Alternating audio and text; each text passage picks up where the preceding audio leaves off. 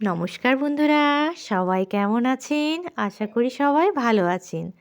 তো আজ রান্না করতে বিশেষ মন লাগছিল না, তাই হালকা কিছু একটা করে ভাবলাম খেয়ে নেওয়া যাক। তো দেখুন আজকের আমাদের দুপুরের মেনু কি। এখানে নিয়ে নিলাম ভাত,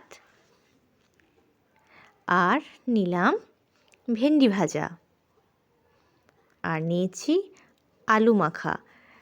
আলুটাকে বেশ শুকনো লঙ্কাকে তেলে ভেজে ভালো করে মেখে নিয়েছি। আর নিয়েছি ছাতু মাখা। ছাতুটার ওপর লঙ্কা কুচো আর পেঁয়াজ কুচো, লবণ আর তেল দিয়ে বেশ ভালো করে মেখে নিয়েছি। আর করেছি ছোট্ট ছোট্ট চারাপোনা মাছ, বেগুন, আলু, টমেটো দিয়ে পাতলা করে ঝোল। এইভাবে মাছের ঝোলটা করলে কিন্তু খেতে খুব ভালো লাগে। তো তাই নিয়ে নিলাম মাছের ঝোল।